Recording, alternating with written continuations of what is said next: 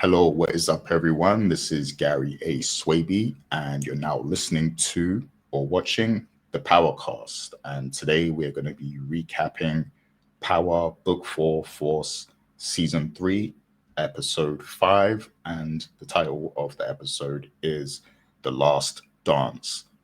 If that isn't the title, then don't shoot the messenger. I think that's the title, but yeah, there we go. Um, I'm joined today by Mr. Richard Bailey Jr. How are you doing, Richard? Doing good, Gary. What's up, listeners and viewers? What's up, indeed? And I'm also joined by Miss Dana Abercrombie. How are you doing, Dana? I'm doing better than Wheelie and Claudia. So I'm excited to talk about that. See what popped off. Get it? Pop. Because they got popped. Oh, yeah, this was a dark episode for Mr. Wheelie and Miss Claudia. So, yeah, sadly, no more of them. So, yeah, there's lots to talk about regarding that in today's episode. But, yeah, big shouts to all the people who leave, all the comments every week. Big shouts to Tracy Lee and, Motown Investor and all the people who continuously come back and drop comments. We appreciate it all. Please do leave your comments on this episode, hit the like button, and also subscribe to the channel, hit the bell icon also, and don't forget we've got interviews going up every week with the cast and the staff behind Power Force. We also have an entertainment channel, which is led by Dana. We got lots of good things over there, like our thoughts on the Diddy documentary and things like that. And then, we also have a Koalition gaming channel, which is led by Richard, and I'm sometimes there too. And yeah, lots of goodies over there also. But yeah, let's not delay too much. Let's get right into, this week's takeaways for this episode, because this episode does change a lot. So, in terms of the story. So let's get some takes from Miss Dana Abercrombie. It is your turn to go first. So when you're ready, Dana. Okay. I'm always ready. Ready or not, here I come. You can't hide. Okay, here's the thing. Before we start, I want to point out there was a comment that made me change the way how I looked at this entire situation. This was about me complaining that Myra, which I will never like, I'm sorry, I can't do that. The fact that she was pregnant and how it was going to end up affecting Tommy. And I didn't want to see that relationship. And the person was saying, we've already seen Tommy lose a baby, lose Holly, lose so many different people in his life. What happens if he had someone who actually stayed? And looking at it that perspective, I say thank you to you. And I kind of agree now. I agree because what happens if Tommy is able to have this child with Myra, raise the child, and create an actual family? He has already seen the blueprint of what happened between Ghost and Tariq. His goal would be not to make those same mistakes, so his kid doesn't kill him at the end. So I thought, you know what? That would be superb. Now, Joseph Sikora has always said, well, I don't know whether or not he ends up riding off in the sunset. And Tommy is the type of person where I can never see him going fully a corporate job and just being normal. He is not a normal person. And that this life, drug life, will always be something that's a part of him. What happens if he's able to do that? But he's able to do something that Ghost never could do, which was also have a family that's separate from that. Now, of course, that would happen at the very end of this episode where Myra is visioning, the bloody room and how she came in to essentially clean up Claudia's blood. And she's kind of thinking, is this going to be my life now that I have chosen him? And that the fact that she had the Barcelona baby outfit thingy, I don't know, I have kids, clothes thingy, and she was looking at it, but she never got to tell him. She instead was like, oh, I got a promotion. She never told him. So therefore she is second guessing everything.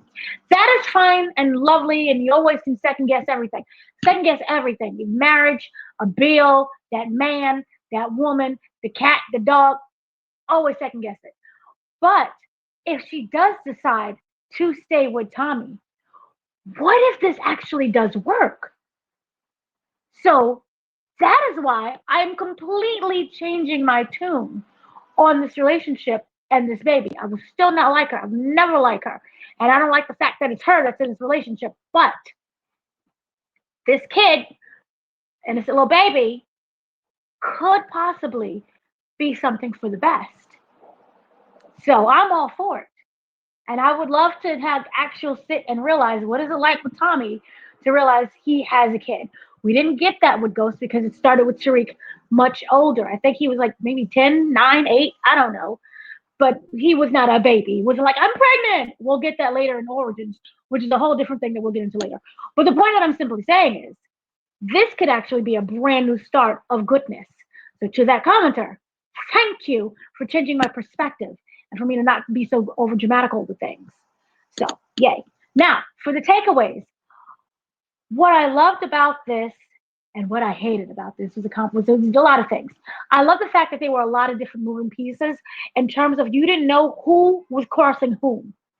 There were a lot of, I'm working with this person, let's team up with that one, let's put these two together that we, not necessarily that we didn't have before, but let's see how the chemistry worked. And to me, it was a guessing game all the way up to the end when it came to Claudia, because we had the girlfriend, we had Tommy, we had Stacy. We didn't know what was going to happen with this whole dynamic. We also had Vic.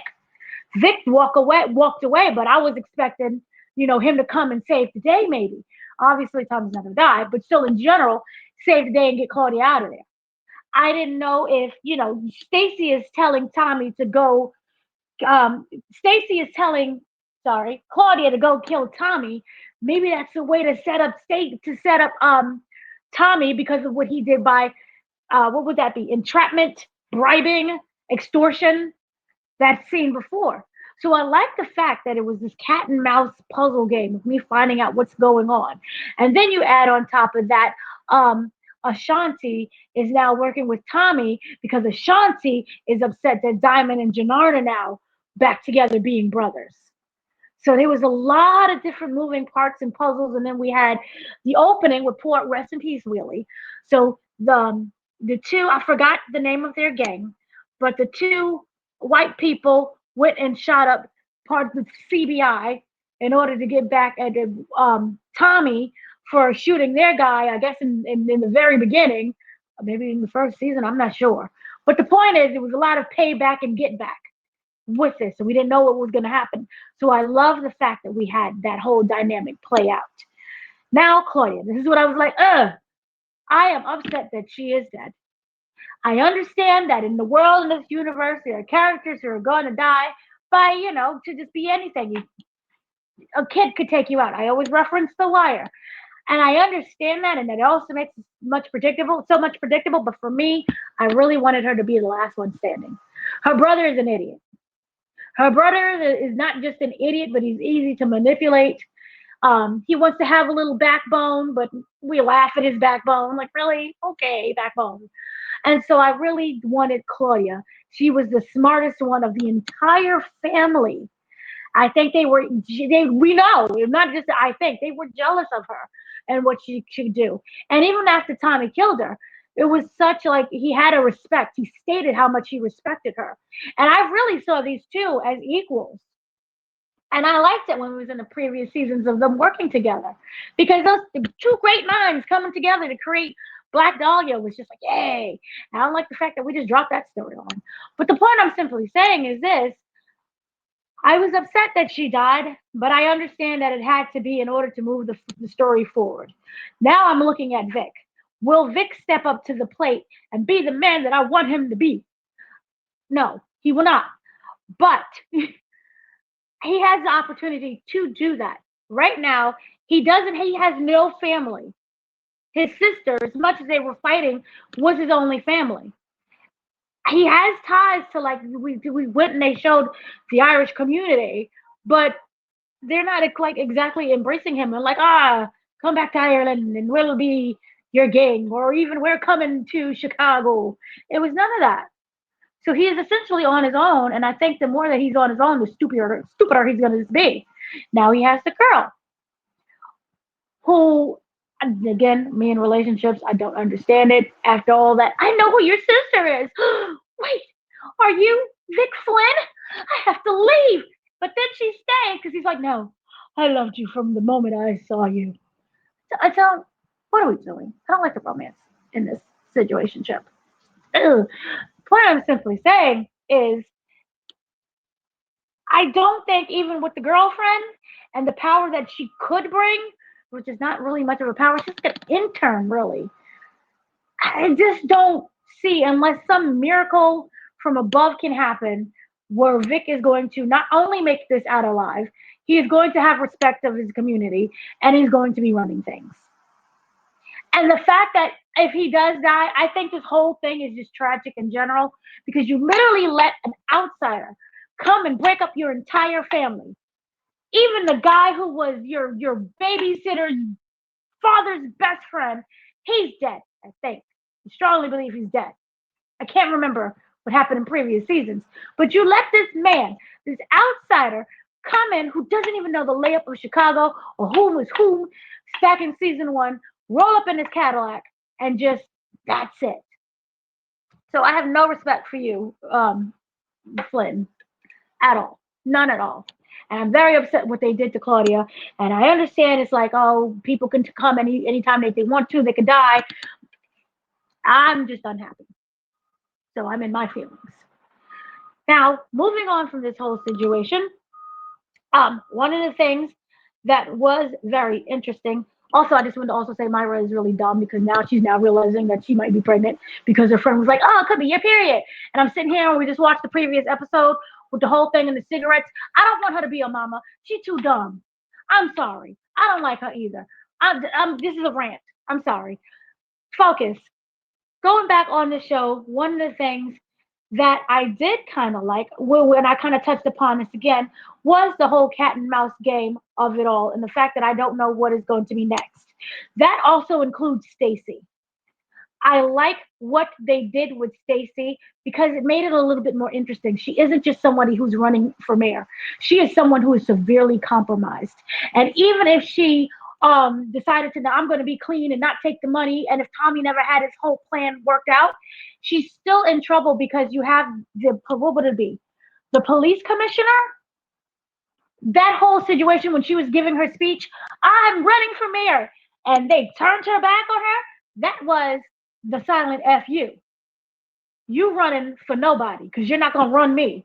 And I love that so much. So it shows that she does not have any of that political power. She does not have any of the political strengths because of what she did off camera, especially involving the investigations within the NYPD regarding, I guess it would be race stuff. I forgot what exactly they called it, but clearly there was some racial things that were popping off. It is Chicago, so we all know about that. And it's not defunding the police, it's reallocating money. But the point I'm simply saying is she doesn't have anybody. And all we know is that she has the divorce papers. I didn't even see the husband be like, I still got you, babe. He served the divorce papers. So she's getting a divorce. She has no backing within this. She's being extorted by Tommy. She's being extorted by Vic. How did your own CI come and be like, nah, F you. Now I got you by the strings. Like, ma'am, what are you doing? You can't even run your own office. I'm concerned. But as a viewer, I'm interested. What is going to be your next steps? Are you going to turn on them? And by that, that means you turn on your own career? But I think that she wants this career more than she wants, what that were we? More than she wants some kind of like, I'm going to go the moral route and just drop out. Because if she just dropped out, then there's no extortion that really could play into part of this. And if she dropped out, she can be, I am being extorted by Tommy Egan. Let's go investigate this. But her own ego of wanting to be mayor is what's really blocking and stopping this situation. So I'm interested to see whether or not this is all going to, how this is going to play out. And her husband, in a way, kind of foreshadowed this entire situation, because he did say when he came in to serve the papers and they were conversating with each other that you choose this job, you choose wanting to be a mayor way more than not necessarily. Also was like, well, what about me? But also, it's clouding your judgment. So I like the fact that they did that. And I like the fact going with the foreshadowing. Remember when Claudia got out of prison and she was staring in the mirror and she was like, oh, a white man. She thought it was Tommy. But Tommy wasn't there. That was the thing that was on her conscience. And so I liked how they played it because it was like the ghost of your past is coming for you. Oh, I said ghost, but I wasn't really thinking about ghost. Oh, that's so clever. But the point I'm simply saying is I liked how they did a lot of foreshadowing within this whole episode. And I'm still upset about Claudia, but I understand what they did. And Willie, again, maybe if he had an electric wheelchair, he could have just like, well, I don't know if he was like strapped down, but if you strap down and you in your wheelchair and they're like, oh no, gun, wouldn't you like throw yourself onto the ground and therefore make the wheels collapse? Because remember when he got shot, he was like, right? So was it like the force of the bullets that got him shot? Or could he just kind of like flip over? I don't know how that works. If anybody who knows about wheelchairs can help me. But still, rest in peace, Willie, because his whole death actually meant something. So I'm sad about that. But I think I have ranted long enough, and I will let you other people go. Oh yeah, great takeaways. Real quick, I think it was KJ Beats who left the comment, so shouts to them. And also, Thank you, KJ. Yeah, thank you, KJ Beats. And yes, Stacy definitely does have an ego on her, and that's gonna be her downfall. And she was also like making all these promises to the CBD boss or whatever. And I'm like, you probably should wait till you get in office before you start promising, the world to people. But yeah, her ego will definitely be her downfall. So I agree with you on that one. But let's hear from Mr. Richard Bailey Jr. now and get his takeaways. Okay, so first and foremost, outstanding takeaways from Dana, as always. I look forward to hearing what you also have to say, Gary, because you told me off camera you actually was a huge fan of this Yardies gang. So, yeah, it's a very sad episode for you, Gary, because they did not have a happy ending. But I can't wait to hear what you have to say about that. So let me go and start by saying this. This was, again, another entertaining episode of Power. However, I do have a critique. I'm going to save that a little bit later. I'm going to get to my first takeaway. I only have 2 takeaways this time, but I have a few key things to mention. So I want to start this off with Diamond and Jannard in this episode. Of course, the Yardies, they were the highlight of the episode because they decided to do that drive-by on CBI.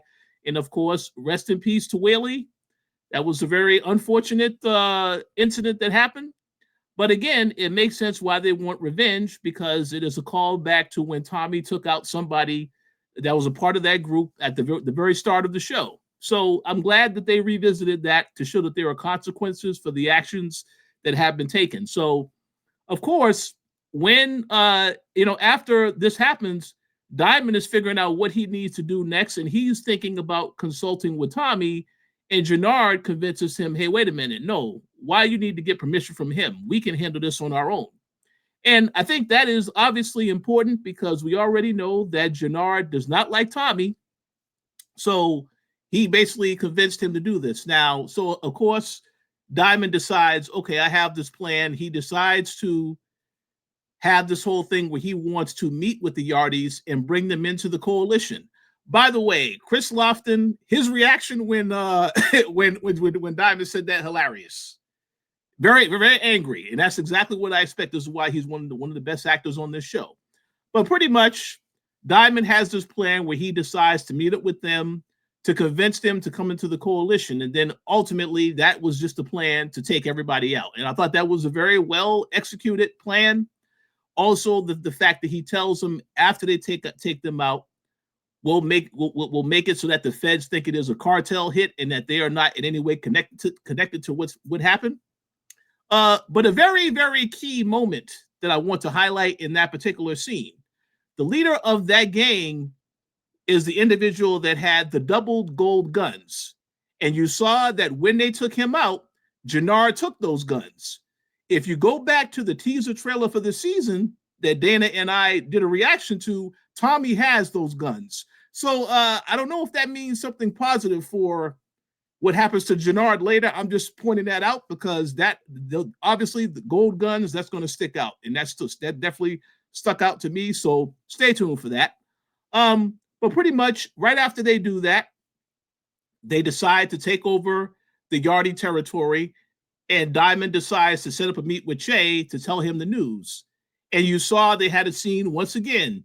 Jannard is about to text Shanti and tell her, we finally got to meet with Che. Then he decides not to send the text. So again, this is a very interesting dynamic here because we already know that they had a disagreement before where he didn't really think that she should be brought into that meeting situation. And now you're seeing, that's why I say what Dana said about the cat and mouse, the back and forth, it makes you wonder who's, how this is going to play out. Because obviously she will be angry when she finds out that he actually, because the whole, from the moment this season started, she was the one talking about you and I need to have a meet with Che. So definitely very interesting the way they played that. And of course, Diamond was not available when Tommy called him later to, get rid of, Claudia's body, and Shanti shows up instead and basically tells him, oh yes, they met with the Yardies. They took out the Yardies. So she doesn't know about the Che meet yet. So very curious to see what happens with that going into the next episode. But that's my first takeaway. My second takeaway of this episode, obviously, I'm going to talk about Tommy and Claudia and what happened with them in this episode. And again, this is, good writing. The very start of the episode, Tommy has a conversation with Mireya and tells her he has to avenge Liliana's death. And I like how when the episode ended, that's exactly what happened. He avenged the death. And of course, the reaction she had, she was very surprised to see, because again, the whole thing about it is that the idea for her to come to Tommy's loft, that was what made it a lot more of something. So I can understand why Mireya would feel uneasy because it happened there at the place they are actually living at. But hey, this is what you signed up for. You messing around with Tommy, you got to understand this is the kind of life that you are going to be looking forward to. So, but pretty much, what I did like about this episode, again, Tommy, when Claudia got out, he calls her, he tries to convince her, hey, we need to work together and deal with Ortega. And then when he rolls up to meet her at the spot, he notices, okay, obviously she's talking to somebody. So the feds are in the area. I like how they make Tommy smart and aware of all these situations because there are multiple times this season he could have gotten caught up by being caught being said something, and he always thinks ahead and says no. So I like how they showed that he is pretty much aware. Now, obviously, at the same time, he is talking to Vic and trying to find a way to basically expose Stacy. And I like, again, Tommy had this whole plan about them basically setting her up with the blackmail. And again, to go to the point that Dana mentioned about Stacy, yes, they do show her that she has an ego that will be the end of her. But they also showed her when dealing with the police department, just how corrupt it is if you want to be a mayor in this situation, because this guy is talking about, oh yeah, so are you going to buy this yacht for me and my wife? All this other stuff just to try to win people's favor over. So I'm glad they showed that because we already know there is corruption in politics. All right. We know this. So I'm glad they put that in there to show you this is some of the stuff you have to do to try to get approval, so on and so forth. So I like that. And then, of course, when she agrees to basically work with Tommy, Stacy does. Stacy has a meeting with Claudia, and she is the one that tells Claudia, hey, I don't mind if Tommy does not survive after you meet up with him. So she is the one that basically initiated and said, hey, go ahead with the plan that you want to go ahead with. Obviously, again, Tommy is steps ahead because he approaches Elise and basically tells her, yeah, Claudia is just using you. He gives her money to leave. and in exchange finds out exactly what Claudia's plan is. And of course, when Claudia shows up to that loft, game over, ladies and gentlemen. Bang, bang, game over. Okay, there it is. Now, here is my critique of the episode. I agree 1000% with what Dana said. I did not want to see Claudia die yet. We knew that she was going to die because the whole thing about getting revenge for Liliana, in the scene that when Claudia is looking in the mirror and she sees Tommy, I also thought that scene was good. I also would have liked to have seen a scene of Liliana being the one to look at her in the mirror as a reminder that this is the individual that you killed and there's a price to be paid. She could have said something to her like, payback is coming to you or something like that. I think that would have been a little bit more effective. But Tommy's still great because it shows you, yes, he was determined. But my issue is this, because Tommy has the idea to Claudia, we can team up to get revenge on Ortega. And my whole thing is that we know that Ortega tried to have her killed in the jail in the previous episode. And of course, she flipped the script and was able to take her power back. But we never saw her even have an opportunity to attempt to get payback on Ortega. And also connected to that, we had Gary's other favorite character, T. Singh. This guy was supposed to provide the intel and let them know, oh, Claudia Flynn is out. So the fact that Claudia is out now, it means that, in my opinion, this guy is still safe. And for now, and again, they keep this inside man storyline going for the time being, which is fine. But I just feel like, Vic, this is the character. And then, ladies and gentlemen, this is why my name is the Sinister Snitch. Because in my opinion, now they are telling this story about the snitch that undermines Tommy and tries to get over on him. And my whole thing is, as a Power fan, Tommy has never, ever trusted a snitch. He doesn't hesitate to take him out. So I feel like they're basically saying, okay, because Tommy thinks he has full control of the situation, this is why he didn't take out Vic yet. He wanted to try to use him to see how far he could take this. But you cannot tell me as a fan that you actually believe Vic has a chance going up against Tommy. Absolutely not. Definitely not a more interesting character than Claudia. I feel like they could have done more with her, and especially have her to try to get payback on Ortega, because I thought it was so hilarious that Ortega orders the hit on Claudia and there was no follow-up whatsoever.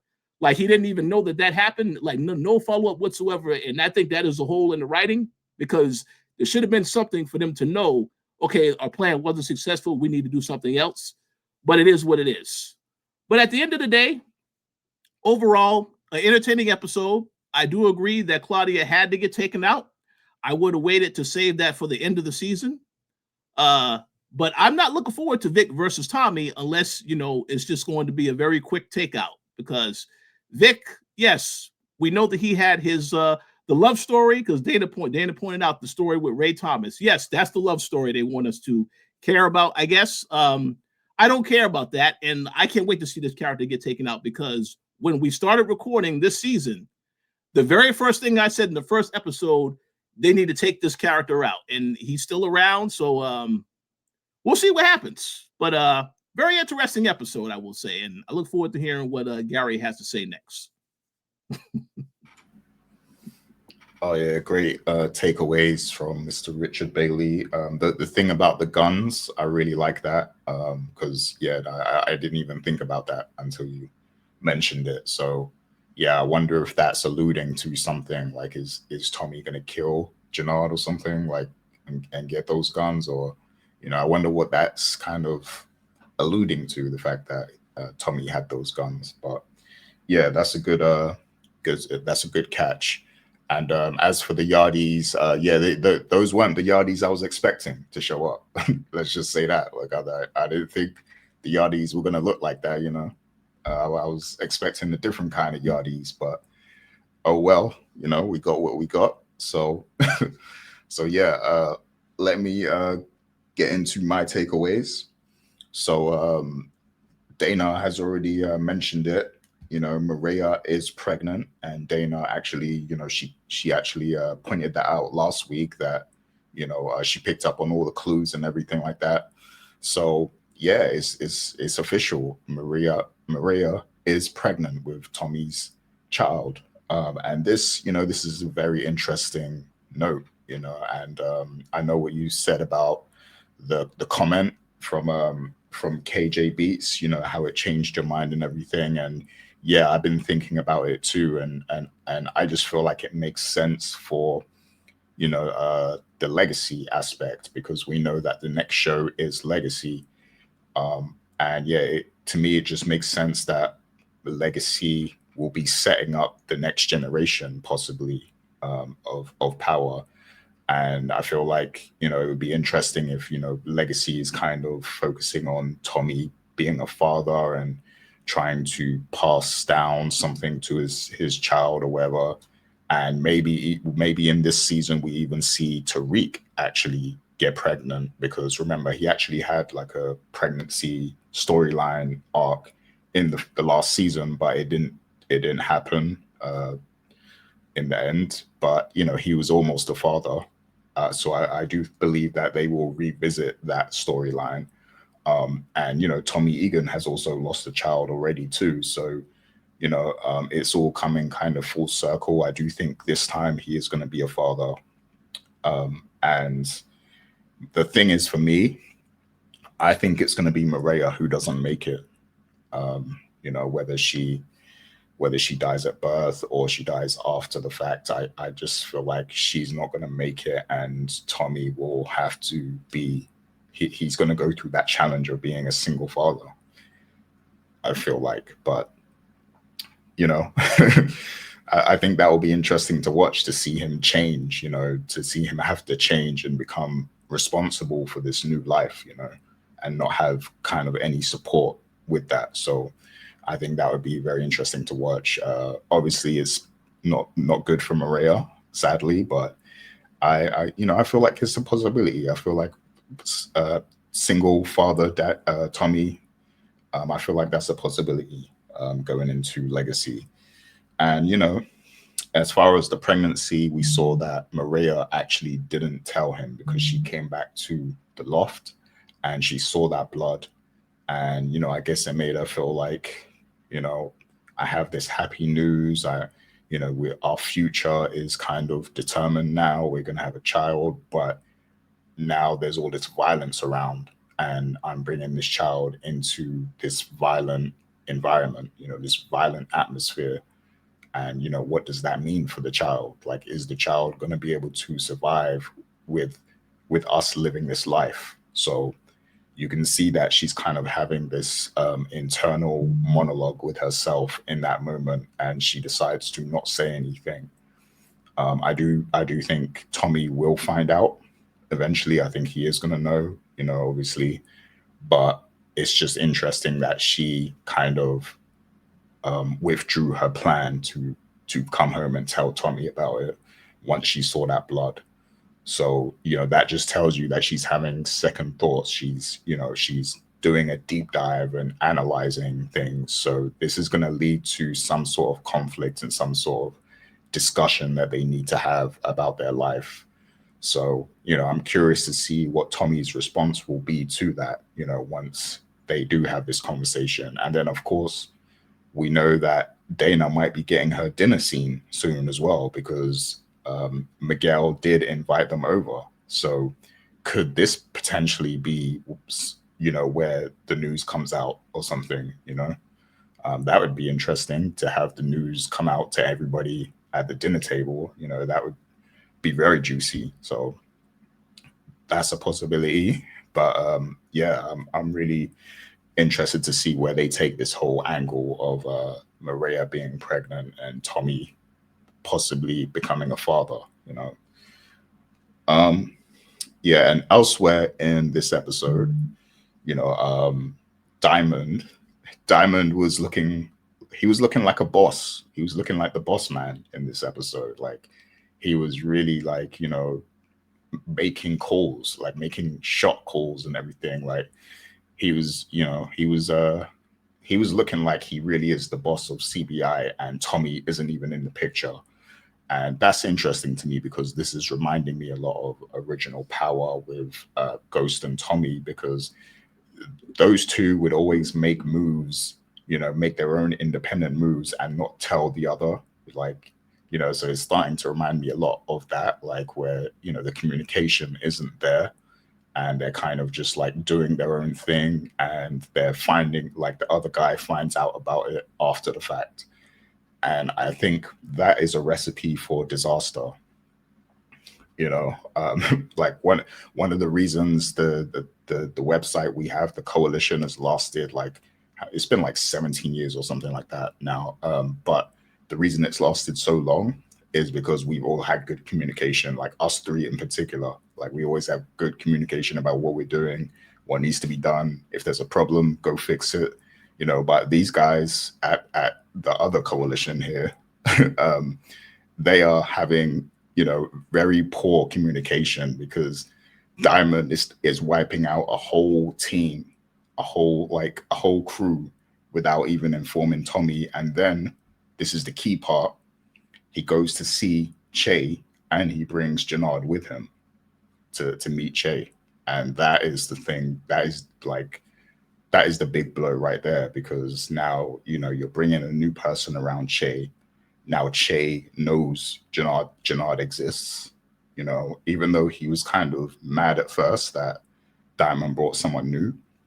Once Diamond kind of explained himself and said, like, this is my blood, this is my brother, you can trust him and all that stuff, Che kind of warmed up to it, especially the fact that he was bringing him more money. Like he was basically saying, we're taking more territories, so we're going to give you more money if you give us more work, So that kind of made Che warm up to it.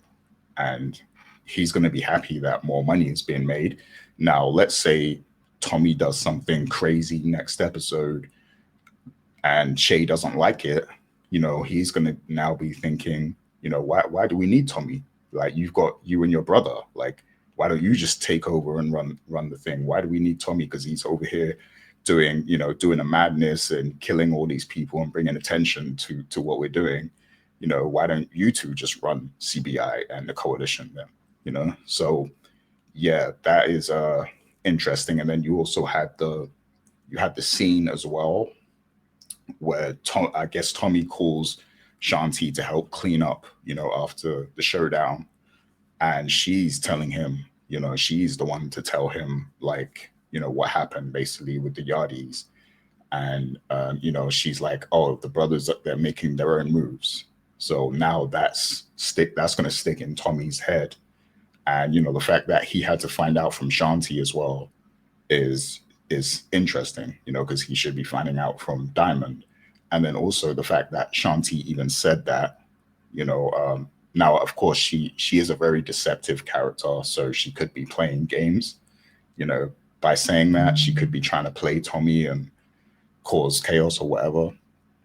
But I do think that she does not like the fact that Diamond and Jannard are getting closer again, because they're starting to look like, when we first saw the first season of Force, they were basically running things together. They were thick as thieves with each other. And it's starting to look like that again, basically. It's starting to look like Tommy didn't even show up, in season 1. So the closer they get, I think the worse it is for Shanti and Tommy. And we know that rivalry with Tommy and Jannard exists already. Whenever Tommy's around and he sees Jannard there, he's like, you get out of here. I want to talk to Diamond. I think he did that last week, basically, like where he demanded that he left the room, basically. Just treating him like any drug dealer, like drug dealer A. Like, he's not even treating him like a family member to Diamond, So yeah, it's a very interesting dynamic at the moment. And I want to see where they take this little tension between Tommy and Diamond, because I think it's coming to a head very soon. So I'm looking forward to that. So the big thing that happened in this episode is, of course, Claudia got taken out finally. I guess this was always a possibility, but, like Richard said, I feel like Claudia was the strongest of the Flynn characters of the Flynn family. And I feel like she should have probably made it to the end because she is interesting to watch. I actually admire the fact that she doesn't back down. Like she's always thinking, of a way to get out of whatever situation she's in, and that in itself is interesting to watch. Whereas Vic is very like he's very laid back and passive in a way, and just not as interesting. He's not as interesting as Claudia is to watch. Now, obviously, in this episode, it seems like he has some connections still to the Irish mob and stuff, and they're basically telling him like we've got men, we're loyal to your father, and that means we're loyal to you. So what's interesting is to kind of get Stacy Marks in Tommy's pocket. The thing they had to do was go and get to that art the artist. Basically, they had to go find that witness who basically named Vic as the suspect, right? And they had to go and flip her and turn her against Stacy Marks. But the fact that they got to this witness, and this is the witness who named Vic, that kind of means that now Vic has leverage to not be a snitch anymore, right? Because now, if they can stop her from basically testifying, then he's not, that whole thing with Stacy Marks, he probably doesn't even have to do that anymore, right? He doesn't have to be her double agent or whatever. So now he might have an in. He might have a way to flip the script on everybody now, because we know that now he's definitely gonna be trying to go against Tommy, because he had this conversation with Claudia before she died, and she asked him basically to help her, take down Tommy. And at the time he wasn't with it, but then later on, after he spoke to those other guys, he called her and told her, look, I'm ready to help you with that thing. So when he finds out now that she's dead, I think that's extra motivation for him to, basically go full force with the plan, and try and take out Tommy and basically put his family's legacy back in position. The Flynn family, basically, he's going to try and put them back in position. So yeah, I mean, I'm not fully sold on it, just because Flynn has been so passive, but I want to see where they take it. I want to see how far he can get with it. I also want to see what happens with Ray Thompson, because she actually found out that he is Flynn in this episode, and now she's probably going to find out that Claudia Flynn is dead, because she actually saw her before she died, and now it's going to be big news when everybody finds out she's dead. So I want to see, what her reaction is going to be if she finds out in the office at work, around Stacy Marks. That's going to be interesting. If she finds out with Flynn, that's with Vic Flynn, that's going to be interesting. So yeah, I want to see how she reacts to this whole thing, because now she knows she's in proximity of all the criminal activity. The fact that she is dating a Flynn. So yeah, interesting stuff there. But yeah, those are my takeaways for this episode. And yeah, for episode 5, usually episode 5 is a banger, and I would say it was okay. It was okay. So there's some key things, some key plot changes, so I'll give them that. But it was okay. It was just okay to me. I was expecting some other stuff to happen, but it didn't happen. But yeah, so let's get to our discussion on this episode. So go ahead, Dana. Hi. I have to say something. Um, what I find interesting is the fact that you brought in the Victor situation and the family, like the Irish family thing, and him probably now getting his freedom. I didn't think of it that way. Maybe Vic has always been dumb. I'm sorry, but maybe he is finally learning because he has been put in such a desperate situation of wanting that freedom, that when he does, or if he does actually obtain his freedom, my question would be, do you think he would return back to the drug world? Because to me, it seems like they're setting this up for him to be free of that. Because the girl was essentially like, oh my God, you're Flynn. And then all of a sudden, oh, I love you. Not it seems like that relationship could actually happen more once he's away from this whole situation. So I feel like they're treating this, and obviously they are because it's the finale of permanently wrapping up people's storylines. So with Vic, it seems to me, now I don't know what's going to happen. We got more episodes to go. That he has the potential of actually being able to walk away from this, because, as you pointed out, the way how he used his leverage against Stacy. So even if they was to, the way how I'm viewing this as, Stacy is not like in the department at all. And I can easily see there being an investigation to Stacy's investigation. So I guess internal affairs, right? And the fact that that guy was like, hey, I want some extortion, some money, some yachts, some whatever it is. By him not getting his way, I'm wondering if he's going to be an actual player in terms of getting rid of Stacy. And one of the ways to get rid of Stacy is to be like, look, she's just as corrupt as us. Because not only is that video, but like, look at what she is doing to say Vic, for example. And how did she obtain Vic? And why is Claudia out of prison? Who killed Claudia? It's not necessarily about, oh, this is going to investigate Tommy because Tommy killed Claudia. It's more about investigating Stacy.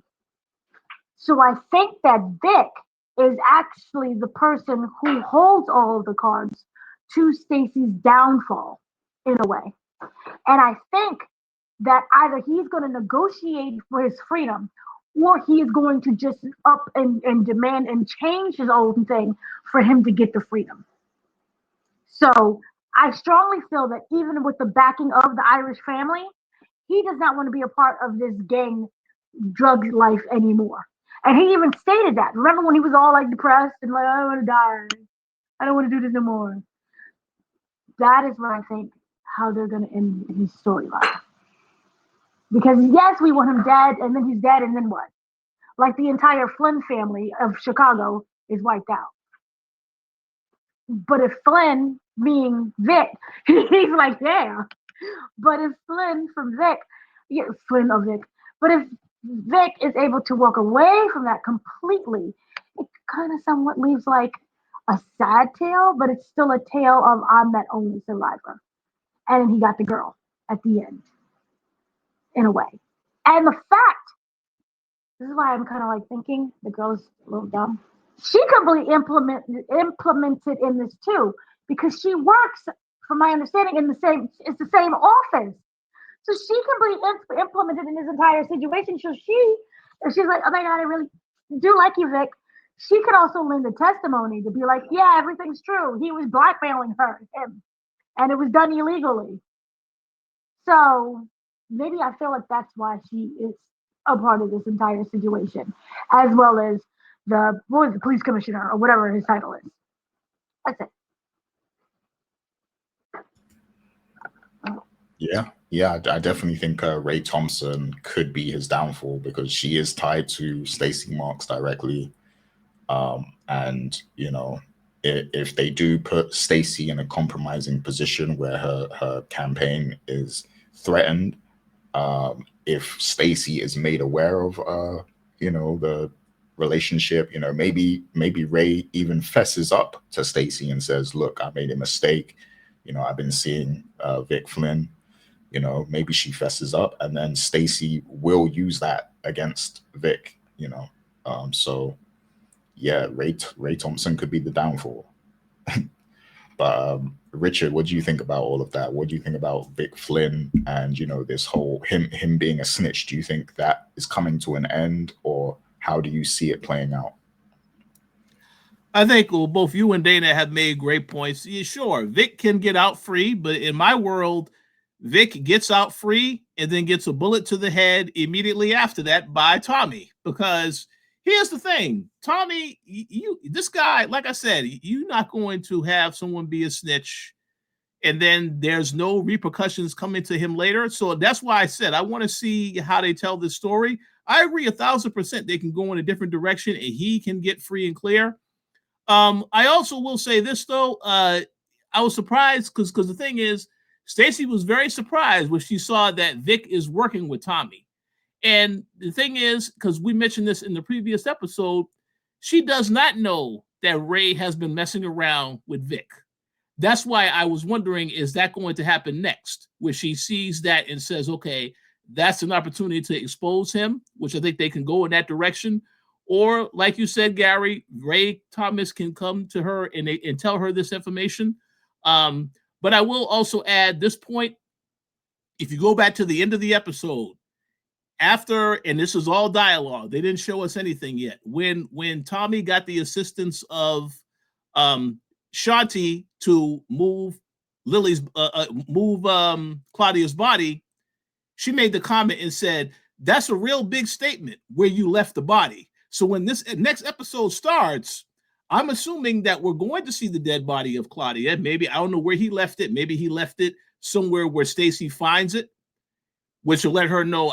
It will let her know. Tommy will let her know I'm not messing around. But we're going to find that out. But what I'm basically saying is, in regards to Vic, we'll see what happens because, like you guys said, the Irish mob thing is interesting.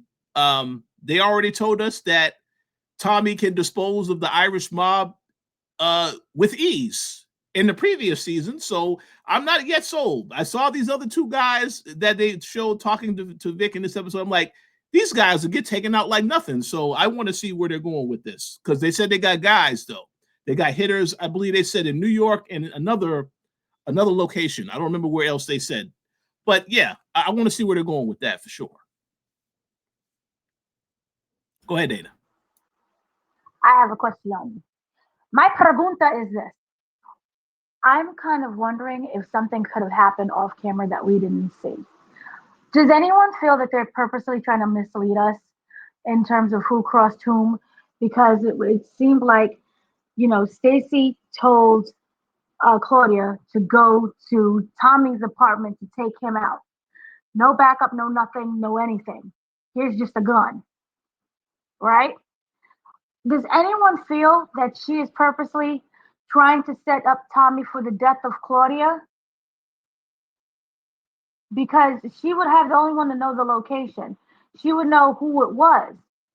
So to me, it just feels like a lot of things happened off camera on purpose. There was a lot of misleading on purpose. And I'm trying to figure out, did Stacy purposely set up Claudia to die to not only drop another body onto Tommy, but to put him in a compromising situation as a payback for when she put him in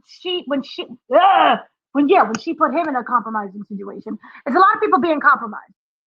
It just feels. Because I'm getting myself confused, but Tommy extorted Stacy. And then after the extortion, she sent Claudia to kill Tommy. Was that to drop the body purposely on Tommy so that he can catch another case? That is kind of what I'm feeling. Because I'm Claudia, yes, it was a dying because Liliana and I'm the promises, but it seemed like, and I'm starting to wonder. We talked a little bit about Stacy being desperate before. She wants to be mayor. And one of the questions that I asked her was, what is she willing to do to be mayor? And she said everything. So I'm starting to wonder if she's purposely double-crossing people.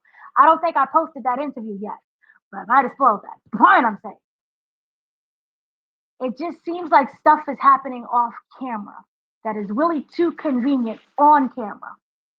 You're only one person entering into a loft, and then meanwhile, everybody's texting somebody else. And then you got Tommy running around and threatening the white girl, and here's $1 million and get on the helicopter. And then she said, the person is not here. Just go. Because she knew that she was going to die with the whole Tommy thing. So it just seems like somebody is working somebody and it's all at the same time. Is anyone else getting that?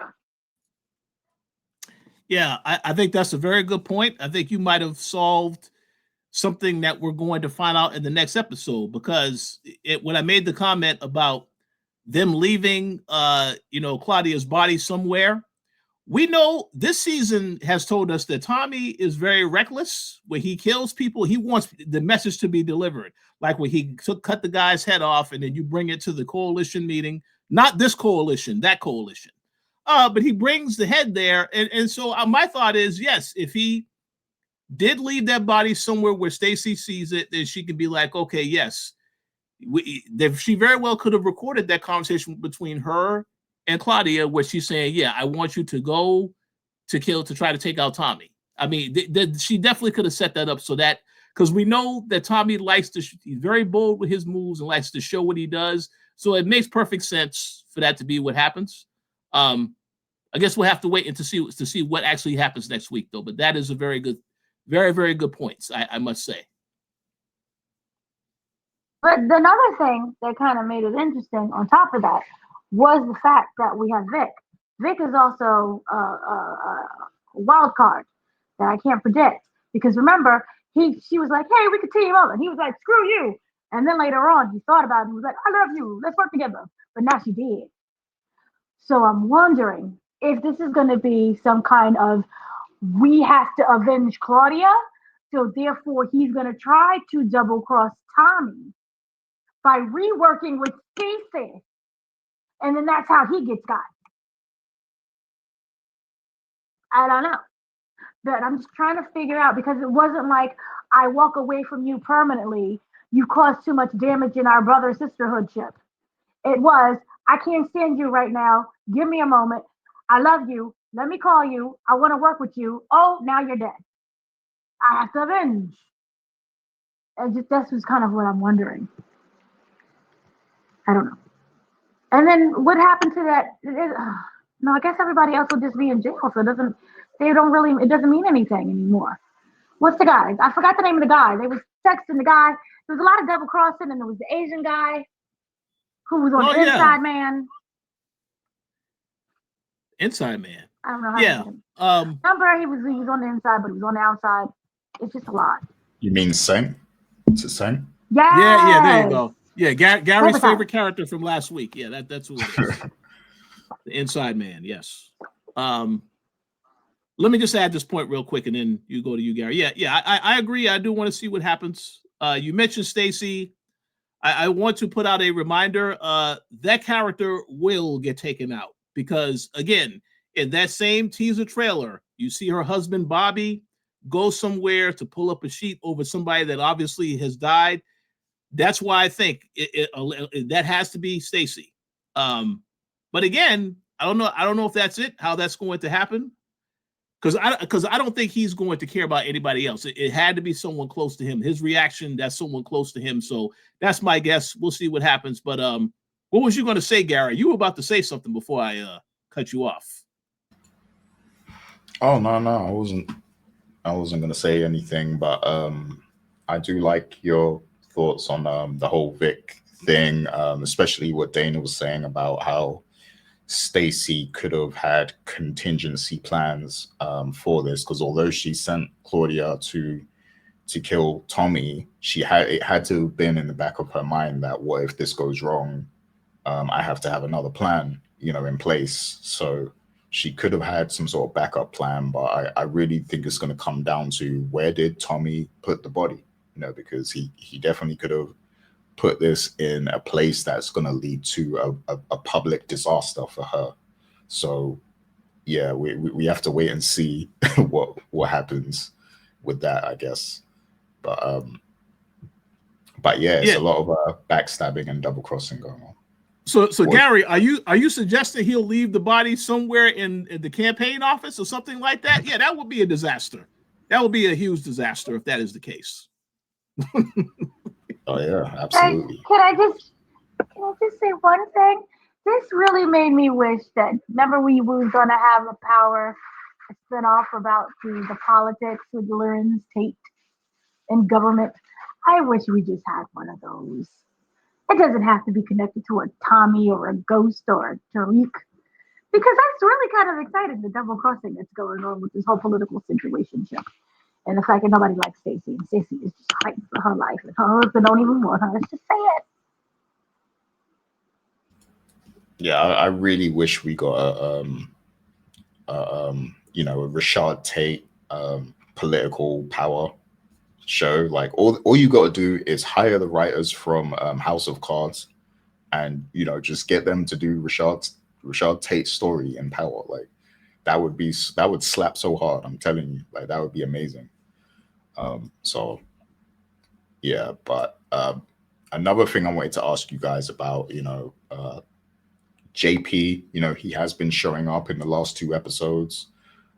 We had some very like touching, wholesome, brotherly moments in this episode. The first scene was JP getting upset at Tommy because he let T-Mac back into CBI. Tommy had to explain to him, like, I'm just keeping a watchful eye over him, basically. I'm making sure that he's okay and everything like that. But JP still doesn't like the idea of D-Mac gangbanging and stuff. And then later on in the episode, we see that Kate sent them a package, and it turns out to be a 6-pack, and they share it and have a brotherly moment, and they're talking about Kate and pigeons and how she let the pigeons die of starvation and all this stuff. But yeah, I just wanted to ask you guys, in general, how are you feeling about the family dynamic between the Egans at this moment? Because for me personally, that was too much of a wholesome scene. I feel like it's kind of setting up something, to something bad to go wrong, with either DMAC or JP later this season. Like, because why are we getting like happy scenes like this in Power? It always means something's gonna go wrong. So I just wanted to tap in and see what you guys think about that. So go ahead, Richard. You were gonna say something. Yeah, so I agree. A wholesome moment. It was great to see that they share the bond between each other. But for me, Gary, that is once again another clue that JP's time is limited.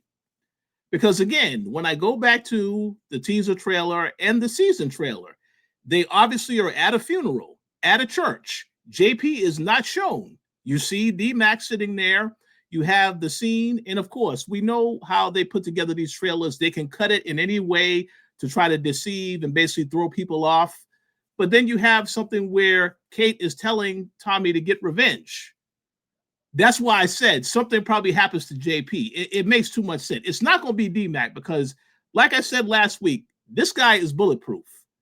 And to go to the point that you both made about this legacy show and the idea of Tommy being a single father or taking care of a kid, being able to have to take care of your kid, but also to take care of your nephew, that makes a lot of sense to me as to why this show could be titled Legacy. But again, we'll wait and see. But I agree, it was good to see them have that scene together. But to me, like I said, and again, the reason why I doubled down on that is because JP had said he was comfortable with Tommy looking over D-Mac, because they're both in CBI together. So he trusts him that Tommy's going to do what he does to take care of him. That's why I said, because he gave him that blessing, again, furthermore, in my mind, that means this character is on his way out of here. But I could be wrong. So I want to hear what Dana has to say, and I definitely want to hear what everybody has to say as far as leaving comments. That's just my thought. Wait, so are you saying that wasn't Claudia's funeral? That funeral wasn't for Claudia? Well, hold on a second. Hold on a second, Gary. Now, here's the question. Why the hell would D-Mac be at that funeral? Tommy, I know he showed respect to Claudia. Yes, but they had all these other people at this funeral. No, absolutely not. But we'll see what happens. Maybe something happens to Stacy and they show up there to pay their respects to make everything look like, okay, yeah, it's no suspicion. But I have a feeling that's JP. That's just my guess. Yeah, I'm just trolling. But go ahead, Dana. What's your thoughts on JP? I'm letting you know, y'all gonna hear this monologue twice. Because this whole scene for me was the backdoor pilot to Legacy. Not necessarily. This whole scene right here was to set up how Legacy, not Legacy, I'm confusing my things, Origin is going to go. So we had a couple things here. And Kate, I love you, but she's gonna die. She's gonna die of alcohol poisoning, and it's gonna be amazing. This is where we're gonna get old school Gary Lennon, where we're gonna get Hightown back. Now let me explain. Now we had the conversation shit with him, them sending them a six pack. I think that foreshadows the alcohol um, death of Kate. Right. On top of that, we also got a story about those pigeons. Now, what they said was very important to the point that I wrote it down, and y'all gonna have to hear this monologue twice because we're gonna do an origins video, and I'm gonna explain this again twice. So it says this. Okay, Kate was sober. They did an explanation that Kate was sober. She said that Tommy was 8 or 9. Ghost moved in with them, right? She had the 7 pigeons, and she wanted to adopt them, and she died. They died because she forgot to feed them. Now I'm kind of wondering if this means that she forgot to feed them because she went back to drinking, or she forgot to feed them just because she's so all over the place in general, and then they all died, which caused her to start drinking again. But during that time period, she was sober, right? And then it says that Kate tells Tommy that she's free and she can operate unimpeded. I don't know what that means because I can't understand my own handwriting. But the point I'm simply saying is, what if we see in Origins, this also focuses on Kate's on and off sobriety as well. And we'll get back when we go to speak to Origins because they made it very clear to cast an actual Kate. And Kate wasn't all young either. She's a young mother. But this, I feel like, is to explain we're going to see the death of Kate, but Origins is going to cut on and show the life of Kate. So that's why I think this scene was important. That's whose funeral I think that we see. D-Mac doesn't have any reason to be crying over Claudia. That was his grandma. Remember, he kept bringing up, where's grandma? Where's grandma? Oh, she owes me $20. Jokingly, $20. Now let's go with the JP that you asked. I think that this is a finale. This is how we close the chapter on JP. JP is free. His son is free. In terms of they've come to this relationship where I love you. I have to let you go because you're going to be whomever you want to be, and I can't change that. DMAT wants to be running around at YN, let him be a YN. No matter what she does, that's not going to change. So I really feel that this was his little monologue of saying goodbye to DMAC, who is going to go with Tommy, even if he's not dead. DMAC is going to go because how are you going to be a mentor to DMAC if Tommy is going to leave Chicago? This is why I wish they don't announce shows in the middle of a show because now we just know, oh, well, this is going to lead up to this. If they didn't announce Stinking Legacy, then we wouldn't have known what was going to happen. But the point I'm simply saying is this. I don't think it's going to be I'm going to watch you from afar because he's too stupid. And I mean this, as Tariq was at that time too stupid as well to run his own thing. Remember when he got beat up by a bag of oranges and he was like, oh, I set it up. And that was like his I'm a big boy moment. He was like, no, you still dumb. But I think D-Mac is she's bulletproof and that's cute. But that's only cute for a short while. What else do you have aside from you can duck and dodge bullets and shoot people? You have to have strategy.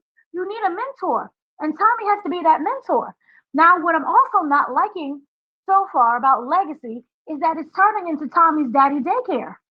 All the children are going to just be with Tommy. And he's going to bring his own children and his child with him if Myra does that whole thing. Which, by the way, I don't think Myra, the more I think about it, is going to last past this show because she was staring at that Barcelona show really hard. So I think she might, I'm pregnant and flee with the baby to Barcelona. So that's just my opinion with that. But I personally didn't like that scene. I did like that scene, but I didn't like that scene because I feel like you're bleeding too much into another thing.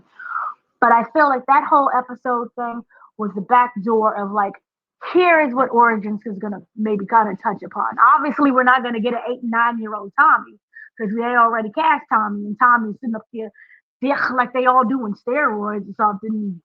This is a wrestling class. But I do think that it wouldn't be nice to get a little flashback of that scene just so everything bleeds in together. But the point is, what you're talking about, JP, yes, he's gonna die. No, sorry. Kate is going to die. That is her funeral. JP is just saying goodbye to his son and saying goodbye to Tommy because this is the finale and we all know that they gotta separate. There's no reason for Black Tommy to be in Origins or Legacy or whatever the next show is called. See?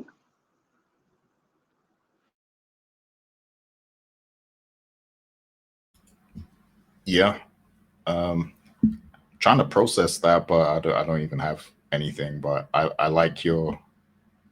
do like your thinking. Oh yeah, what I was gonna say actually is as far as Kate, how do I say this without, you know what? Let's get to our other discussion first. But before we do that, um, do you have any final thoughts on this episode? Because I do have things to say about Kate, but I just don't want to bring it up until we get to that topic. But anything else on episode 5 or Force before we move on to that? Yeah, I thought it was a good episode. We got Claudia. I'm sad. Poor Willie. He ain't got no wheels no more. But overall, I thought it was a really good episode, and it kind of shows that hey, I like guessing games because everybody's crossing everybody. I think Ashanti is in over her head. I like the fact that Diamond and Jannard are back together, but I do not think that is going to last very long. Um, and I look forward to Vic. What are you doing, Vic? Go back to Disney. He was on Good Luck Charlie. For those who don't know, I think his name was Shane. He was Shane Harper on Good Luck Charlie. He can sing and dance. So go start a musical and get your life together. But I don't think that he is going to survive this season, even with the luck of the Irish. So yeah. I agree with you. I feel like the characters run his course. There's no reason to keep him alive. After this season, in my opinion. But we'll see. Richard, any final thoughts on this episode of Power? Oh no. Yeah, I agree. I thought it was an entertaining episode. I think Dana made some good points in terms of Kate potentially being the one that will be a nice little swerve. But yeah, we'll see what happens. But no, it was a good. I thought it was an entertaining episode. Again, I did not like Claudia getting taken out right now, but I understand why they had to do it. So let's see where they go from here. Yeah, likewise. I didn't think Claudia was going to die in this episode, so that was a shock. I mean, as soon as it cut to that scene, I knew she was dead. Like once it got to that scene, but beforehand, I didn't think she was going to die. So that was a surprise. So shouts to them for having a little surprise in there. But I feel like it was too early, just because she is a more interesting character than some of the other characters in the show. But yeah, that's just what I think. But still, I'm still curious to see what's going to happen next. I'm still invested in the story, and I want to see where they take it next. But yeah, so that's my take. So for the next thing, I'm going to hand it over to Miss Dana Abercrombie, because we now need to talk about some Power origins. Because there was some more pictures and things came out. The media got sent some emails this week.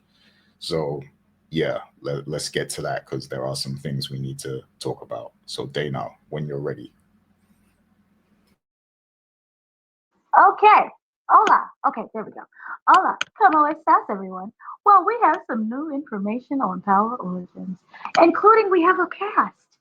So I'm very excited about that because, as we already know, we have our Tommies, we have our Canans, and we have our Ghostesses. which I know the big thing is like, were they on steroids during this time? Because what's going on with the body frames with the children? And I like to remind everybody that, for some people, people's bodies change. They can be like nice and muscly and thick, and then when they get older, they slim down, or vice versa. Okay, so I'm perfectly fine with them not looking like the characters at all. Because all except for Kanan, he's the only one that looks like the character. But let's go with the big one here. So the big one that they announced, it was like, yay, we're gonna get them as kids. We have Kate Egan. And as I kind of explained earlier, I feel that Kate Egan, with her storyline, obviously she's raising. She's raising. Oh wait, I have to put it. Didn't see me. Sorry, it's really hard to navigate. Someone could help me get rid of that photo. That would be really cool. Can you remove it? Anyway, is it gone? There we go. Sorry. So with Kate Egan, as we already know, she is the mother of Tommy. She is suffering with her sobriety. It is on, it is off again.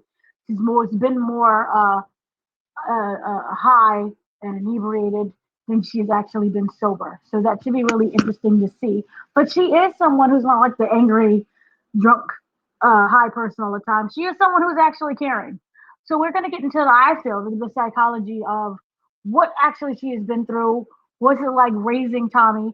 She's very close, obviously. She loves herself some ghosts. And then of course we have Kanan, which I'm trying to go back and you guys would be better skilled with that. Kanan really never talked about the relationship that he had with Kate, but we do know that it existed.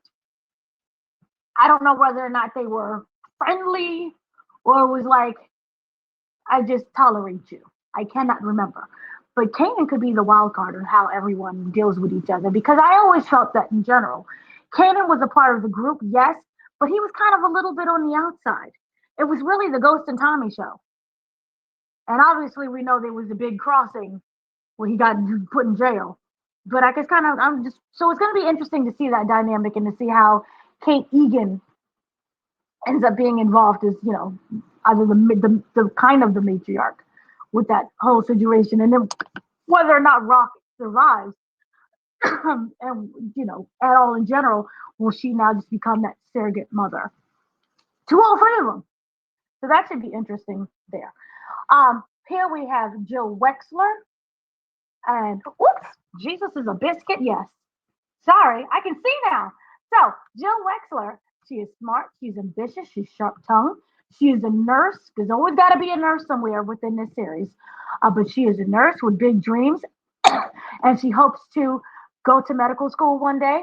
She falls for Tommy, which to me is very interesting because I don't think I have ever seen Tommy with a white woman before. So that should be fascinating. I was like, oh, you like the whites, Tommy? Okay, good for you. Moving on from that, we have did it change? Bear with me, Jesus. Okay, so we have Armani Gabriel as J-Bog. Oh, I didn't mean to do that. Can someone put the screen back to normal? I cannot. Okay, there we go. Sorry, I'm having technical difficulties on my side. But he is sharp, street smart, and scrappy. Jay Boggs is a reliable foot soldier.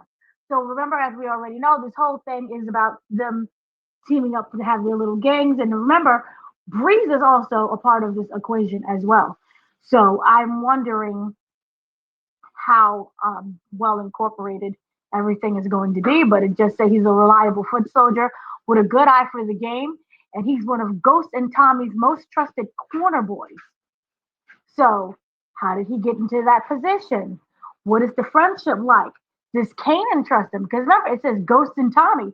It doesn't say Ghost, Tommy, and Kanan. Will we even get Kanan at all in this kind of whole season? Which, by the way, this is not like, oh, we're only getting 10 episodes or 6 episodes. This is a full, I think it was 16 episodes that they stated. So this should be very fascinating when it comes to him and how did he become the most trusted. Then we have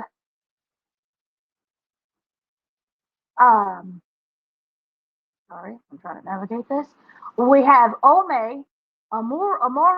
Forgive me if I botched that, but he is a superstar tight end with the New York Jets.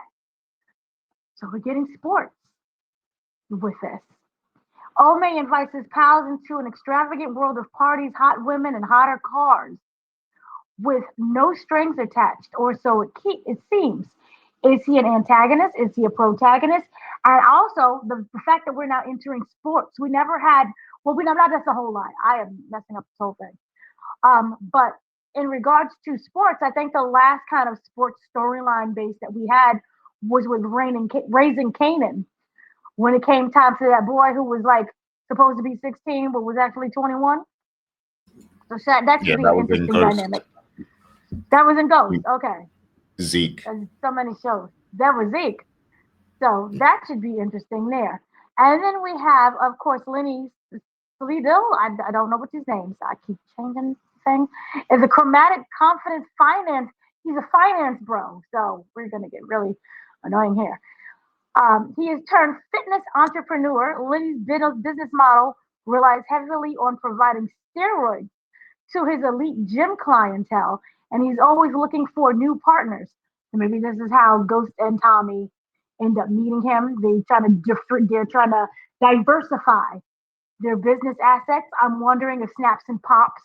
This seems more like it could be a Snaps and Pops idea that was passed on to Breeze to help them, teach them more about the game. What do you think, Gary? I think now we know why Ghost is so bulky at his age. I think. That makes sense. So the jokes were actually real. The jokes about, oh, they were doing steroids. They were doing steroids. You got to test the product. That's hilarious. And then, of course, we have this guy who plays Tremonti Stinson. I'm dyslexic. First introduced. I don't remember him. He was first introduced in Raising Canaan. Tremonti was a once trusted associate of the Thomas family who betrayed the. Oh wait, was that the scene when the whole family died in the restaurant? This is the guy they were punishing in the last season, Marvin and Raquel. Yes, he was working with the other gentleman before. I forget the other character he was working with, the big guy that they took out. Yeah, but that's important that he is in this show because I assumed that something was going to happen to that character, but you see now that makes you wonder what happens in the next season of Raising Canaan. It does. So it should be really interesting what kind of that. And I think that, when it comes to the next season or the last season, because we don't want to pay people, the last season of Raising Canaan is kind of going to bleed into Power Origins and kind of set up these characters. So we could easily get, Tommy. I don't know if Tommy is going to come in until like the last part of the season. Right now, a lot of things are going on, and from my understanding, it is Ghost. Nope, I'm doing this wrong. Kanan meets Tommy. Does anyone? I don't remember who met whom. Does anyone remember? I actually forgot. I don't really think they really dive deep into that. I think the show was going to explain all of that about who met who and all that other stuff. But I thought that Tommy, I assumed that Tommy and Ghost they may show up at the same time because those were the corner boys working for Kanan, but I don't know when Tommy comes into this. So we have to wait and see. Yep. It should be really interesting to see what's going to happen because, they're dynamic. I don't expect them to be all buddy at first. I expect there to be conflict just because, you're meeting somebody new in general doesn't necessarily mean that we're all going to flow. And then also as a story, watching a story, you don't want to see everybody be buddy. You want to see how that dynamic ends up becoming buddy. Just like the whole situation with Breeze. We all know that Breeze is going to get gotten. We know who gets him, but we want to know how does that form. And watching the relationship become something that was like a mentor-mentee to now I got to take you out because you're not operating the way that I want you to, even though you taught me everything. So I think that should be a very interesting kind of dynamic. But the fact that we have those characters, and I'm happy that they're bringing those characters from Raising Kanan into Power Origin, and so I do feel that Juke Box is going to obviously be a part of it, and some other characters as well. I think that they're just kind of like not announcing everything all at once. So kind of what I wanted to know a little bit, was there any other characters in which you guys wanted to see now in Origins from Raising Kanan, or even of the Power universe? Because I don't know, Tariq is a whole different other thing. Sorry. Yeah, I mean, at some point, I guess we're also gonna get Tasha, and I don't know if they're gonna do Angela, because here's the thing, right? It seems like there's a time jump here. So because I think it starts in like 2002 or something like that.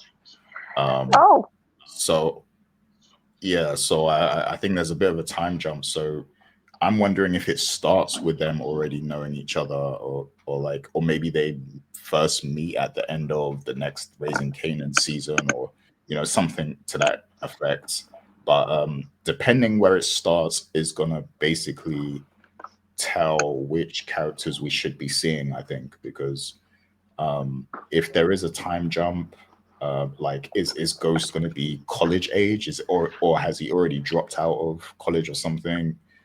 Because if so, then maybe he's already dated Angela, and she's already left or something, so I'm curious about the timeline, because it's a bit confusing where they're going. I think they might be retconning a few things perhaps, but it's interesting that what stood out to me when you showed that is let me find the name real quick. Jill Wexler. So she's a nurse, and it seems like this is going to be a love interest for Tommy. So does Tommy just love nurses or something? Does he have a thing for nurses? Because yeah, Mireya is a nurse. So, we're gonna get a random monologue in the series. Why do you love me, Tommy? Well, there was a girl one time. I like her. I yeah, just loved her so much, and she was a nurse. And you have curly hair, and she has curly hair. See, it all makes sense now. hmm I'm really surprised about a white woman, though. But yeah, here's another thing that you said that kind of Holly triggered was white. something. Yeah, Holly's the yeah, mom. Oh, that is right. Oh, okay. Wait, I like this little dynamic. Wait, that is true. Um, sorry. One of the things that kind of triggered me that you stated when we was talking about all the different steroids and the different like athletes and stuff, I feel that this could take place in a school. You have the finance bros, and if this is 220, if this is 2002, there's that whole Enron situation. Remember the whole, oh, just like you're not American. I keep forgetting you're not American. But in America, there was that whole like finance bubble thing. We had Enron, we had Lehman Brothers, um, and it was all of these smart, Pet Smart, all these .com bros, right? And I'm explaining it terribly, but eventually it was the bubble burst, and then we ended up with this big financial crash of 2002, I think. I'm not sure, but it was a huge financial crash that happened, and people who had money were jumping out of the buildings like, "Oh Lord, my money!" Right? So I'm kind of wondering if they do set that in 2002, that could be interesting. And if you said that he went to college, but he dropped out, this is a time period before he kind of dropped out of college. And I'm kind of wondering, are we repeating too much of Power Book 2, because that was already set in college. But it does seem interesting that if it does take place in a college setting, because you have the finance bros, the elite finance bros who all went to their fancy schools, and you have the athletes as well. So I'm just kind of wondering what I thought Power Origins was going to take place in is not at all. This is the same. So it does kind of make sense that this will be in 2002 with the financial bubble and to steroids. They didn't have like all for Richard. I think you would probably remember.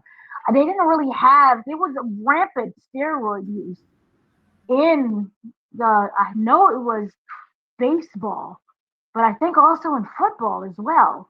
Oh yeah. Oh yeah. There were a lot of scandals. My ESPN 60 for 60 knowledge kind of fails me at the moment, but I really do feel that that is something that happened. So kind of going into this a little bit more because there are some more things that they did release aside from production is now started. This is going to be the return for me, I feel, of TV. Remember back in the day when shows were like 22 episodes and you had to tune in every week. We didn't have the little six. We were supposed to do with a six, and then they would come back 5 years later for the rest of the 6 years for 6 episodes. This is the first season, so they're letting us know this is going to be a lot of seasons of 18 episodes. This is filming in New Jersey, which broke my heart because New York City, you guys used to film right there in my block. But this is going to be in Jersey, so screw you, Jersey. You don't deserve this. But it's nice to see another state. Kate Egan looks very Jersey-ish, so I guess. Yeah, so that should be interesting. And then also, this is kind of what it says. This is the origin story of the fan favorite characters, Ghost, Tommy, and Kanan. So this is all three together. I thought we was going to add like Kanan at the end, but this is all of them together. As ambitious young entrepreneurs on the rise. And they talked about the additional cast members, because remember, Spence Moore is Ghost, Charlie Mann is Tommy, and of course we have the return of Mackay Curtis as Kanan. So that's kind of what they stated in terms of that. Then they said it will explore the Power universe in a fresh and compelling ways, delving into the action-packed origin stories, like I stated, of the characters, and how they were determined to make their marks in New York City. This is supposed to be a fun, rambunctious exploration of a new time period. So, as you stated, 2002. Boom. So completely going in 2000s. Which I thought the fashions was cute. Wasn't that around like the Britney Spears era? I think that was the Britney Spears era. Yeah, and it was the baggy like when clothes. The baggy clothes, the denim. There was so much denim everywhere. Avorexes and stuff. Yes. See, he knows everything because he's a part of New York City culture or Jersey culture now. So yes, this should be very interesting, and we're getting the return of, like they stated, Raising Kanan earlier this spring. So this spring, we're going to get the return of that, and so that should be that should be interesting as well. And then they said Sasha Penn is going to return, and obviously 50 Cent. But I look forward to kind of what is going to happen in regards to this entire series and what it could bring. And the fact that these are kind of newer, not necessarily newer, but they're younger-ish characters. It's always good to see someone, focusing on the young and the ambitious, and so that should be fun as well. I think that's kind of everything that they released about Origins so far. 50 Cent has been a very busy person, as everyone knows. So, is there any kind of final thoughts on Power Origins? Yeah, but before you go, Rich, I just also wanted to say the Kate Egan casting, that is amazing in my opinion. I think that's very good casting because this really does look like a young Kate Egan. So that one was spot on. So props to them for that one. And we also do have sorry, go on, Richard. Well, I think Gary was going to say something else. Go ahead. Oh, sorry. No, carry on, Dana. Are you sure? Okay. Then, Fitty, in the midst of everything that's going on, he said that Origins is crucial for connecting the dots. It is all about seeing how these guys really came up together, and the new cast helps fills out the world perfectly. And that he is very interested in seeing how what we've seen in the Power original series, like certain things that was mentioned that was supposed to be in the past, we're going to see played out, which kind of is why I was saying previously with the Kate Egan story. The Kate Egan mention in Power. Oh God, what are we in? Power Force. Um, him kind of explaining Kate's on and off sobriety. I think that adds into a lot more of the grit and the realism. Because yes, it's fun and rambunctious. So we have the tech bros and the finance bros and the athletes and the steroids, and we're diversifying our drugs.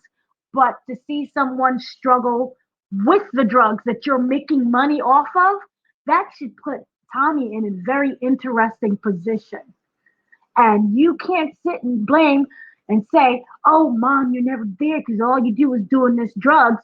Well, maybe if he wasn't part of selling it, you're creating broken homes just like yours. So I think that could be a very interesting dynamic, Richard. I agree 100%. They will have that conversation, and then Tommy and Kate will do the drugs together like they have done on the regular Power show. Because I do expect that to happen, though. I expect that to happen. A few quick things I want to mention. Gary made the comment about the Kate Egan casting. I agree 1,000%. I think the casting of her and Tommy, yes, that looks great. All these other characters, very interesting. Obviously, some of these characters will get taken out because this is Power, and I think that like you guys mentioned, the fitness entrepreneur guy, that's very interesting casting.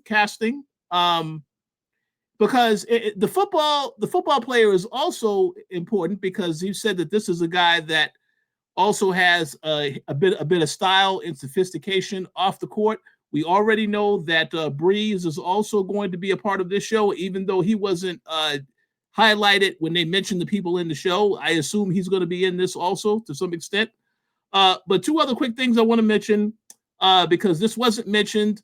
Jarita, she's going to be in this show because we need to see Sean. Okay, the whole thing about Kanan having a son. So I think she's going to be in the show. I know Gary already mentioned Tasha. There was one other person I was thinking of too. Oh yeah, I also think we're going to see Tommy's father, the younger version of Tommy, Teresi. Maybe again, they didn't have a good relationship, but I think you can see a backstory as to what happened with that too, to some extent. So I'm looking forward to the show. I think it could be, they have a big opportunity here to really address some of the things we've seen in the original Power show, as well as these other shows, and bring everything together. So I'm looking forward to it for sure. And also, kind of on top of that, this goes, I feel, remember how I said Tommy has this kind of woman complex where he easily falls in love with a woman and I'm going to build my life around you. I think that he has a savior complex. So I think I worded it that wrong because I didn't have the full information. And I say this because it explains that Tommy is fiercely dedicated and devoted to his mother and taking care of her and trying to keep her clean, despite the fact that she is manipulative and attention seeking. We've seen that in adult Kate all the time. And now that she is older, she's grasping for family. This is why she is so drawn to DMAC, right? So going with that knowledge, it says that the romantic interest also is Jill. Remember? And I'm like, oh, she's a nurse. And I was like, oh, right. But here's the thing. Jill is a recovering addict. You see the patternizations here? So yeah, she's also a nurse like Myra. She's an addict, like her mom, like Holly. Man, Gary Lennon. Joseph Sikora is smart. But yeah, so that's what I think. I think he has a savior complex.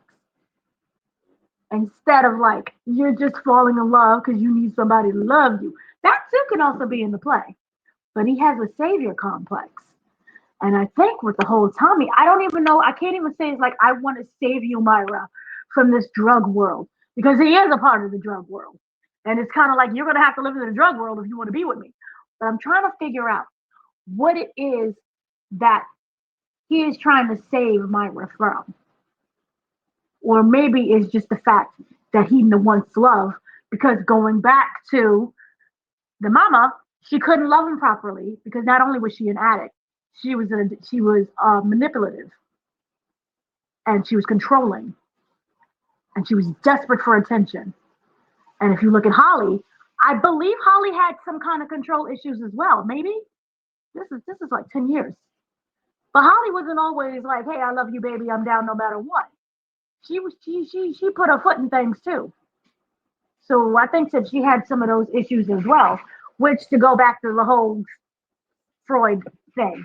So that I think should be very interesting. And then the fact that, so as I was saying, Jill, she's also in the medical school. She is a recovering addict.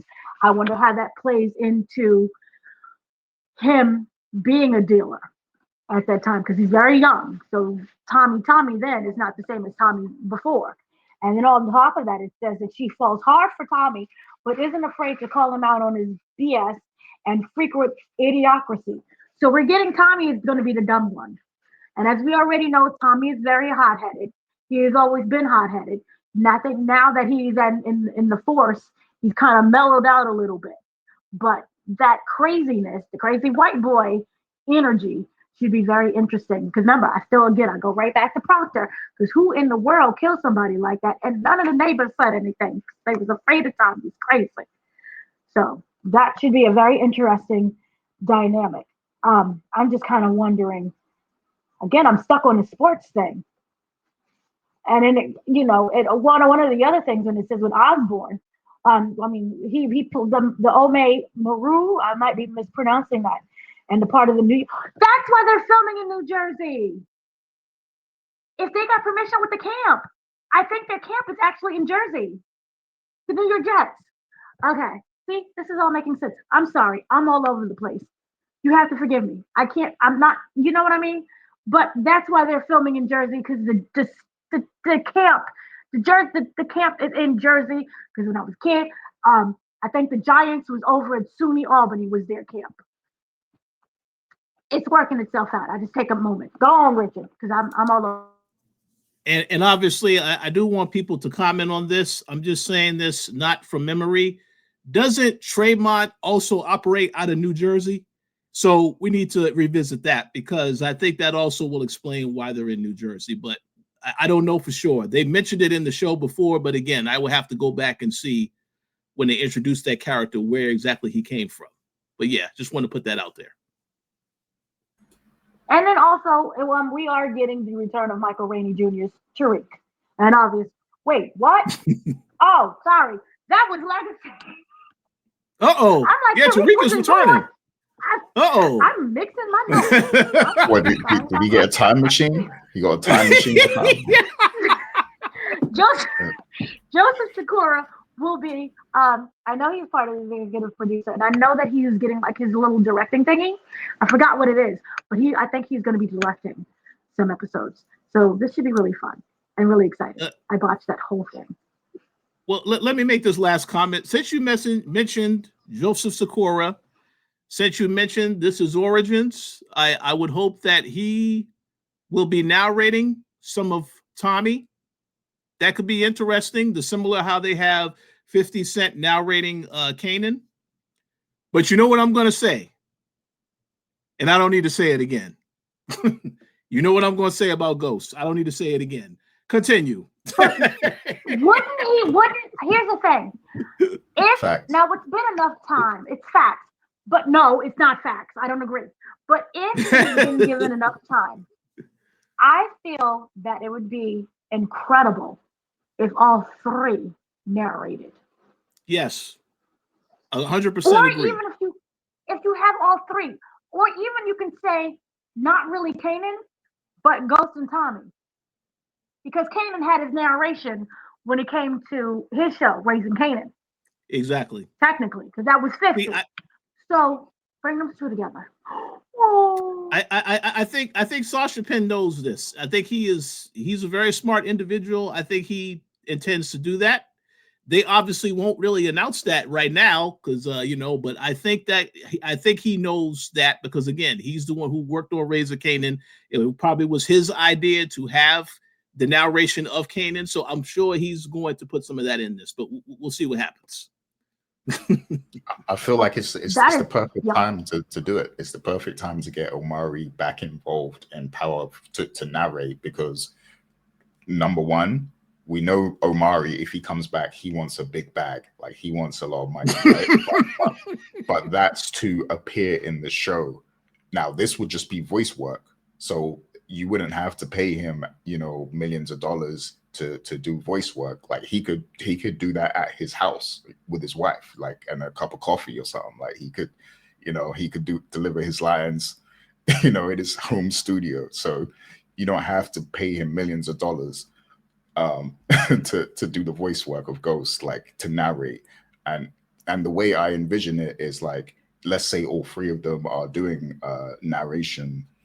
You could have each episode be hyper focused on one character. Like obviously you're going to get all the characters in there in every episode, but, like, the perspective, it will be from the perspective of one of the three. So, like, because, in my head it's a bit confusing if you have all the narration all in one. Like, that gets a bit cluttersome, in my opinion. So I feel like you could have it, each episode be a perspective of one of the three, basically, and then narrating that episode. So I think that would be really good to do, if they're able to do it. And Omari, I think he's in some other big notable films at the moment, but you I think he'll be able, like, doing voice work is manageable with filming other movies, so I think it makes sense, in my opinion. So I hope I that think it he would is be, part. Go ahead. yeah, I know, I was completely agreeing with you. And I think it would be a complete, like, offense to have a show about the character. Now, granted, it's very complicated when it comes to ownership of a character and creating a character, and I understand that.